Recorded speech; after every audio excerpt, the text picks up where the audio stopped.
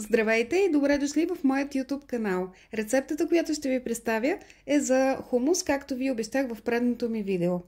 Започвам директно с продуктите и приготвянето. Ще са ви нужни 400 грама сварен нахуд, може да е от консерва или вие да го сварите.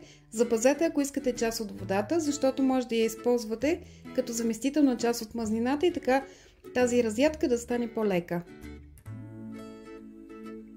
Прибавете подправки.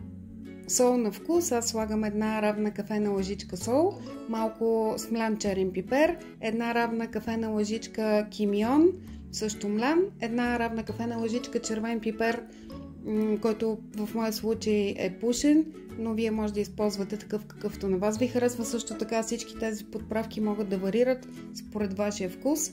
Една-две скилитки чесън нарязан на парченца, 2 супени лъжици от сусамовия тахан, който приготвихме вчера. Ще ви оставя линк с рецептата в коментарите в описанието на клипа, за да може да си го приготвите.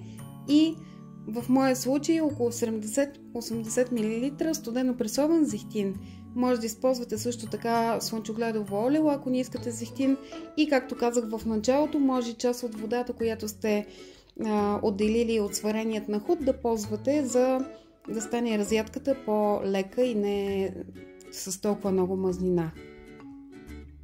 Добавете лимонов сок. Цялото количество, което аз използвам, са 60 мл, което е точно количеството от един лимон с средна големина.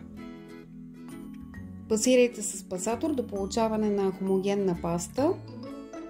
Ако е необходимо, добавете още малко зехтин или малко от водата от нахута. И когато се получи еднородна смес с консистенция, която на вас ви харесва, разядката вече е готова. Оформете по желание. Аз правя олийчета така, както виждате, с лъжица. Поръсвам с още малко пушен червен пипер.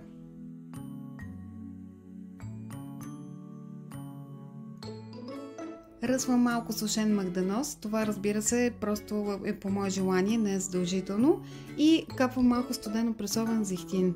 Вие може да декорирате хумуса както на вас ви харесва, според вашите предпочитания и вкус. Искам само да ви напомня, че всички мои рецепти може да намерите в сайта ми boutiquedecristina.com, който е изписан долу в ляво на екрана. Че ще оставя също така линкове с подробните рецепти в коментарите, в описанието на клипа, и също така в описанието на клипа ще намерите всички линкове за моята група, моята страница във Facebook и въобще връзка с мен. Благодаря ви за отделеното време и до нови срещи! Целувки! Чао, чао!